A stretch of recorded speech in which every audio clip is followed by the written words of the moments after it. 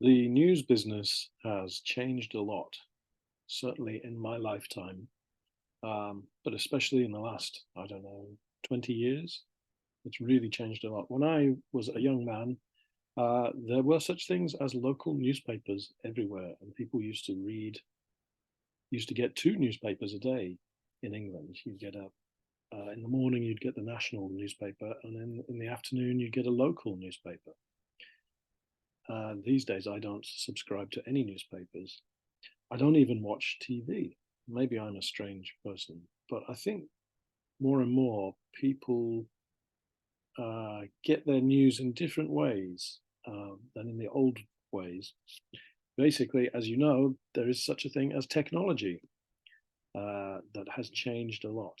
And the idea that you have to subscribe to a newspaper and get something printed and delivered to your house seems old fashioned.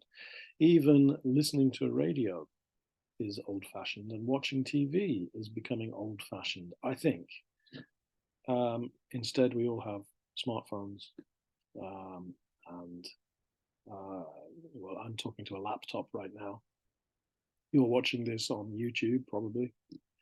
Um, so, uh, yeah, you critics will say oh, this is a world of fake news because there isn't really the layers of journalists checking facts like there maybe used to be.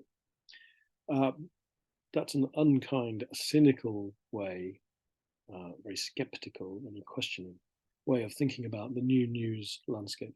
A more positive way of looking at it is saying we've democratized news. What does all this mean? It means that there's many, many more sources of news that you can get. And if you are an English language student and you want to practice listening to English, there's so many different options. But what should you listen to? I've got three big suggestions here, but even that, it's probably changed. But anyway, as in the book, it says, I've got my three suggestions. If you're looking for some news or some short things to listen to, if you want American English, there's CNN. It's the cable news network, which you can get online for free. You can go to their website.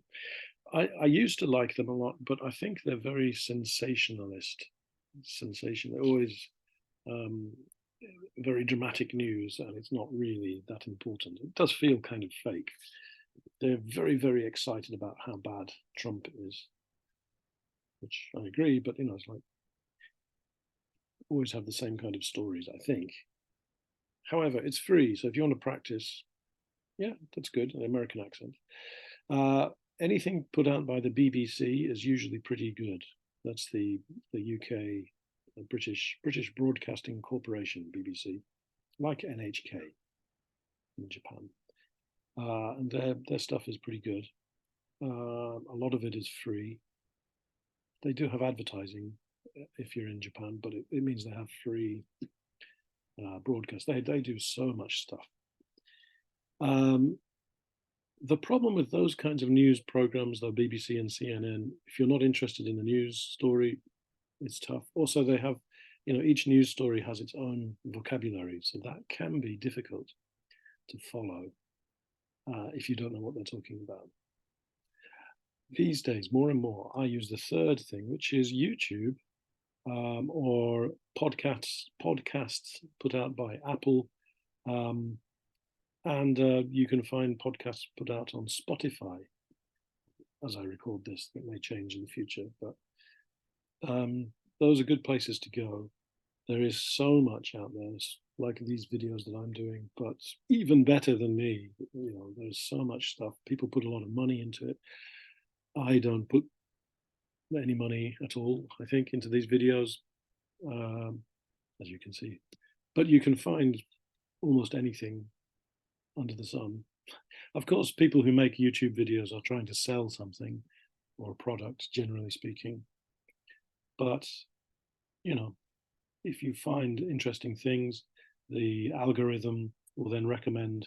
If you find something that you really like and you watch a few of them, YouTube will start to recommend other similar things, and Spotify too, I think. So it's a good way, if you have the time, to find something that you can listen to and re-listen to, and even put the subtitles on. So it's really good for your listening practice. Okay, that's all I wanted to say about that. I'm sure you have opinions about where the best place for news is. I don't know, you tell me. I've got 3 questions. Let's see. Well, kind of that question again. Number 1, what are your favorite sources of news? Which do you trust? Which do you believe? Number 2, is there more fake news than there used to be? And number 3, what news in your life could you report online? If you wanted to make a YouTube video or a podcast episode, what would you talk about? Okay, I think that's all the news today. Thank you very much, and I'll speak to you or see you again. Thank you.